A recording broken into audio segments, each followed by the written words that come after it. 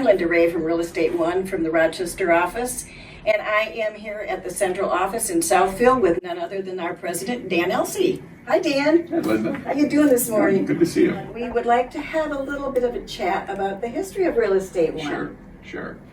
Well, the company's been around a long time. We're 91 years, and actually our different pieces go back even further than that. But the Elsea Realty side, which is my grandfather started the company, and then it became Real Estate One in 1970. But that dates back to 1929. So we have had a long history and seen a lot of changes in the industry. And actually, there probably are only a handful of companies. And three of those are within our own family, but companies that have been around that long, that have had that type of history of 80, 90, 100 years. So obviously, if you have a business that thrives in that length of time, you have to do some things different and unique. And what probably differentiated us more than anything, starting with my grandfather, was he was a very innovative guy. He thought that having realtors gather together and share information would help the consumers, help homes sell faster for more money. So he developed a business that did that. He would send out in this little office in Southwest Detroit 10,000 penny postcards a month on "I have this home for sale" or "I have a buyer." Things that was the Elsea Real Estate, right? This is Elsea Realty at that time, yeah. So he did a lot of innovative things. He created the Homes magazines we used to see. He created one of the first Homes magazines and the first training school for realtors and a lot of things that was very innovative. And because of that, it grew to be the biggest broker in Michigan, even under the Elsea. And then my father came into the business, and he continued that same thing. He was also a very innovative guy. The first computerized MLS in the nation was started in our little Farmington Hills office, the basement of the Farmington Hills office. So we've had a lot of either we've been on the forefront of the changes in our industry, or in some cases we've been the ones creating the change. And that's probably why we've thrived, is that we've been able to be flexible and adjust, because how the business was done in 1929 is so much different than how it was done in 1950 or in 1970 or today. So the business has to look very different, and going forward, it'll have to look a lot different than it does now. So you've been raised all your life in the real estate world, right? My brother and I, Stuart and I, we've done everything from cleaning toilets to painting buildings. That's what a family business is. We've grown to be a big business, but we're still a family. And now you're starting the next generation. We are. We're in our fourth generation now. Yes. My daughter and Stuart's two boys. So we're doing something very rare. Rarely small businesses or family businesses get beyond even the second generations. So Michigan is definitely covered for the great real estate. It is. Yes, it is. And I want to speak a little bit too, if we may, about all the companies that have purchased it are under the umbrella of the Real Estate One family of companies. Yes.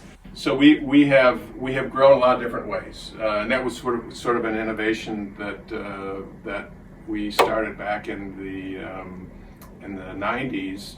Where as we grew, we acquired firm. We grow two ways. We either bring quality agents into the business to our firm, or we'll acquire firms. And over the years, there were a number of firms that had a great reputation. They had a deep history, just like the Real Estate One side. So we thought that it was valuable to keep those brands in the marketplace. So in Grosse Pointe, it's the Johnstone brand. They've been around since 1917. In Birmingham, it's Max Brook. They've been around. Now it's 125 years this year, in 1895. In Ann Arbor, it's Reinhardt Realtors and Chuck, who's still around in the business, but they've been around for going on 50 years. So each of those fills a particular market niche and market piece in the market. They're sister offices. We interact with each other. We have some offices that are like the Rochester office that have both brands within the office, depending on the agent's business style but still work like a sister office together. Work like a sister office. That's what's unique about us, is we have 73 offices across the state of Michigan. About 25 of those are franchised, the rest are company owned, but they all act different than a franchise organization. Yes. They all act as a sister office. So whether you're in Mayo, Michigan, Charlevoix, Southgate, Rochester.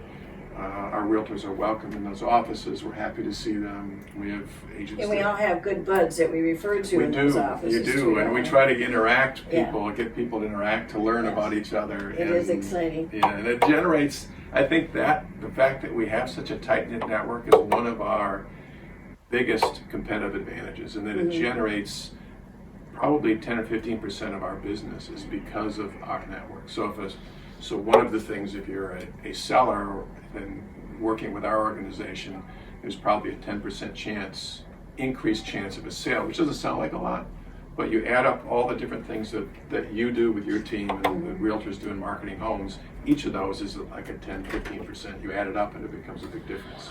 I think it's really great because a lot of your agents seek each other's levels out and they celebrate each other. And we all need that celebration, and coming out of all these different offices, it really works well.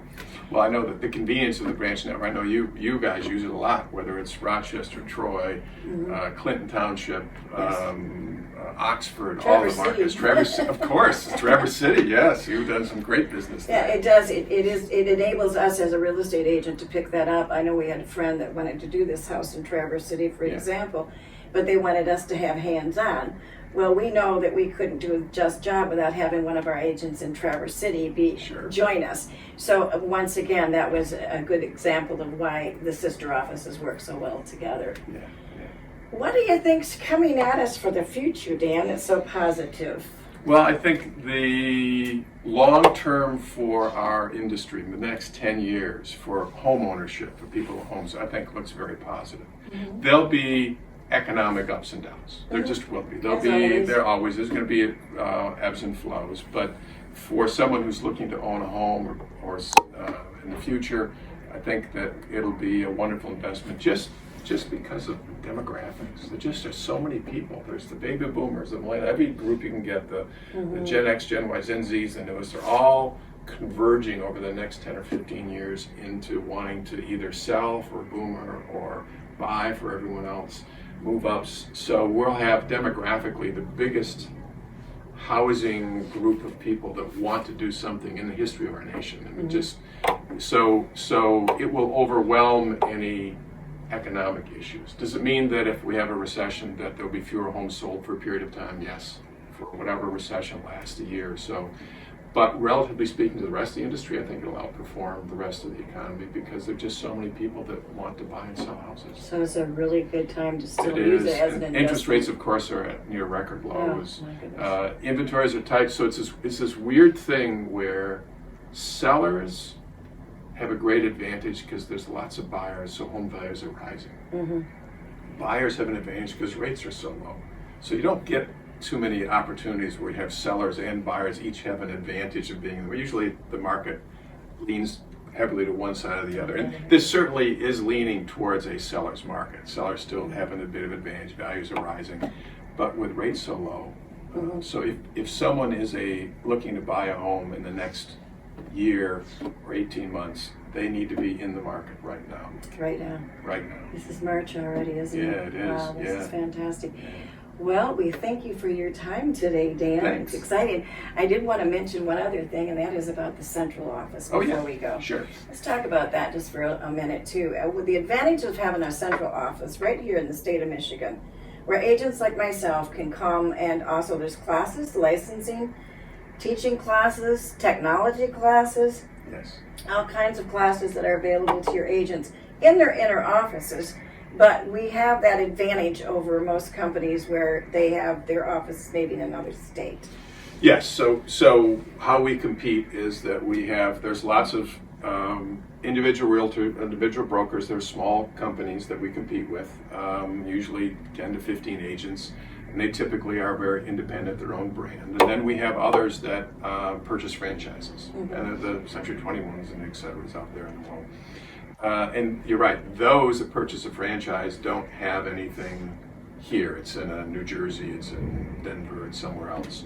So one of our advantages is that we're here, and that our salespeople, we have education, we have training, we have support, we have marketing support, we have a marketing team here, we have a video specialist, we have a social media specialist, we have people that that understand how to market homes to give support to all of our sales associates that are here close by. They can either come to this office or we can get them out to the branch offices quickly, and that's a big differentiator for us.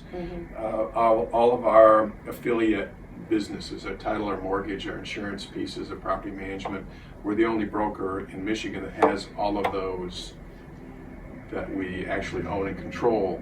So it's it allows a realtor to really be like the conductor in a symphony. And if you have, when you hear a beautiful symphony, it all works well together. And if all the pieces are there in one place, and the realtor can conduct the symphony, it works well. Often you have the mortgage piece of the symphony somewhere else and the title somewhere else, and it's difficult for realtors to conduct the process. So by having it all under one roof where they talk to each other, if there's an issue, our title, our mortgage people are talking to each other. So I think it makes for a smoother transaction and a faster transaction for consumers. So it's a benefit for sure. Maybe that's one of the reasons why I have been with the real estate one for 28 years. Yeah. And perhaps you can maybe just give a blow into that. You have a lot of agents that's got longevity with real estate one. We do, yes. We have, I think our typical realtor is 12 or 13 years with us, but we have many in the 20s and 30s, even 50 or two. So that's not me. No.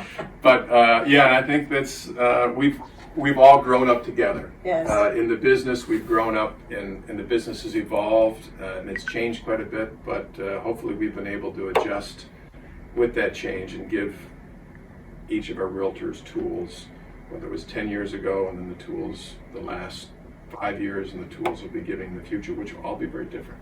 Yes. So here's to a successful 2020.